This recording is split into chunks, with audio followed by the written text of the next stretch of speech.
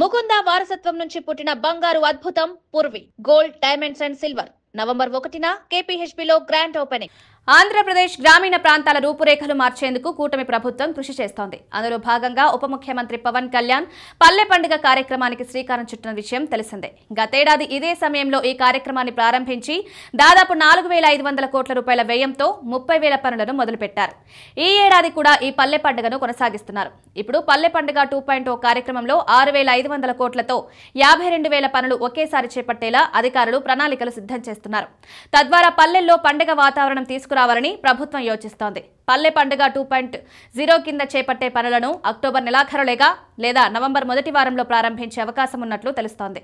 ఈ మేరకు deputy CM Pawan Kalyan ఇటీవల ఓ సమీక్ష సమావేశంలో అధికారులను ఆదేశించినట్లు తెలుస్తోంది. గతేడాది పల్లె పండుగలో ప్రారంభించిన పనులు జాతీయ గ్రామీణ ఉపాధి హామీ పథకంలో మెటీరియల్ నిధులతోనే చేపట్టిన విషయం తెలిసిందే. అప్పుడు రోడ్లు, కాలువలు, గోకులాల నిర్మాణాలకు ఎక్కువ ప్రాధాన్యం ఇచ్చారు. అందులో భాగంగా దాదాపు 4,000 కిలోమీటర్ల మేర కాంక్రీట్, తారు రోడ్లు నిర్మించారు. కాగా ఈ ఏడాది వాటితో పాటు కొత్తగా 1107 పంచాయతీల్లో 55 కిలోమీటర్ల మేర మ్యాజిక్ డ్రైన్లు నిర్మించనున్నారు. గతంలో కొన్ని గ్రామాల్లో ప్రయోగాత్మకంగా చేపట్టిన ఈ డ్రైన్లు మిగతా పంచాయతీలకు విస్తరించడానికి ప్రభుత్వం ప్రణాళికలు తయారు చేస్తోంది. పల్లె పండుగ 2.0 కార్యక్రమంలో కూడా ఉపాధి హామీ పథకం నిధులు వినియోగిస్తున్నారు. వాటితో పాటు నాబార్డ్, ప్రధానమంత్రి గ్రామీణ Sadak Yojana, Asian infrastructure investment bank project, 15వ ఆర్థిక సంఘం, పంచాయతీల సాధారణ నిధులతో కలిపి అభివృద్ధి పనులు చేపట్టనున్నారు. కాగా ఉపాధి పథకంలో మెటీరియల్ కింద రావాల్సిన 2,500 కోట్లు త్వరలోనే కేంద్ర ప్రభుత్వం విడుదల చేస్తుందని ఏపీ సర్కార్ భావిస్తోంది.